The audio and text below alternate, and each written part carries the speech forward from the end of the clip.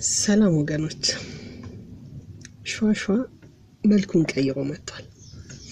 ለጥንቃቄ እንዲሆናችሁ ልንገራችሁ። አንዲት ጎረቤቴ የሚከራይ ቤት አለ ብላ ለጥፋ ነበር። እሱን ያይና አንድ ልጅ ይመጣል። ቤቱን ለመከራየት ነው ይልና ገብቶ ያያል። በደንብ ይከራከራል። ስቶቭ ተጠቀማለው ግን አልፎ አልፎ ነው ምናምን ይላል። ከዛ ዋጋ ይሄን ያህል ይባባላሉ። በደንብ ይከራከራል። ቀንሽልኝ እኔ አልፎ አልፎ ነው የምጠቀመው ምናምን ይላታል።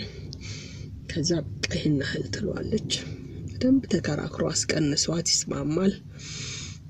ከዛ እኔ ለሰፈሩ እንግዳ ነኝ እና ምናልባት ስመጣ ቃጭኜ ቦታው ቢጠፋብኝ እንኳን ይልና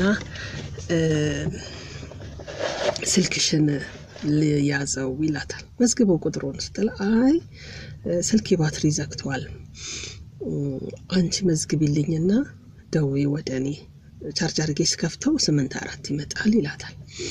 ልጆች ስልክ ምናምን ትልና ታመጣና ለልጆቿ ትቀበልና ቁጥሩን ትይዛለች። ወደሱ ስትሞክር እውነትም ጥሪ አይቀበልም። ከዛ 600 ብር ቀብድ ይሰጥና ማታ እመጣለሁ እቃዬን ጭኜ ከጠፋብኝ ደውልልሻለሁ ብሎ ስልኳን ካየ በኋላ ቀብድ 600 ብር ይሰጣታል።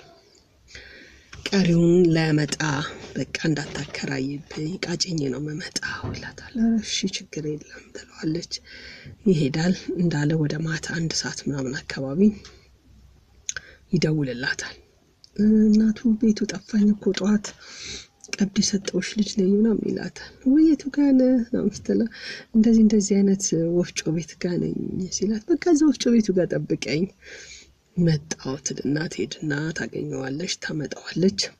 ስታገኘው ፍላት ቴሌቪዥን በካርቶን እጅ በጣም ክብት አድርጎ ይዞታልና እዛች የተከራየባት ባዶ ቤት ያስገባና ጥግ ላይ ያስቀምጣል።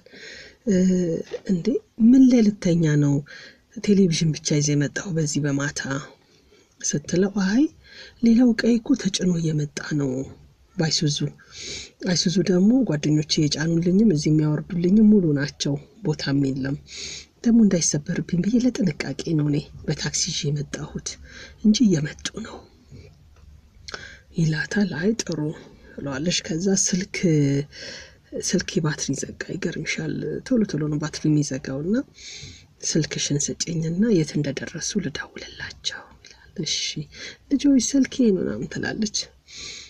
ከዛ ስልኳን ትይዝን ማነው ስልኩን ስትደውል የመጀመሪያ ጥሪ አይቀበልም ይላል። ወይ ጥሪ አይቀበልም ትለዋለች። በቃ ሁለተኛ ስልክ ስንት ነበር ቆይዛ አብሯቸው ያለ ልጅ ምናምን ይልና እንደማሰብ ያረክና እስቲ ቆይ ቁጥሩን ስመታ ይመጣልኛል እና ይቀበላታል። ከዛ ቁጥሩን መታደወለ ጠራት። አነሳው። ያ ሄሎ እንዴት ነው ያደረሳችሁ ምናምን አለ።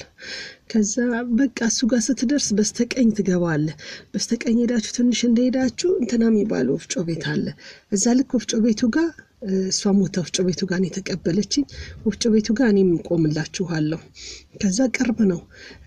ሄሎ ይሰማል ምናምን እያለ እያወራ ስልኳን ይዞት ወጣ። እሷም ወረዲ ተከራይ ነው ፍላት ቴሌቪዥን አስቀምጧል። ስልክ ቤት ይዞ ይሄዳል ብላ ህፃን ልጅ አላት። ልጇ ስታለቅስ ገብታ ልጅ ታጠባለች።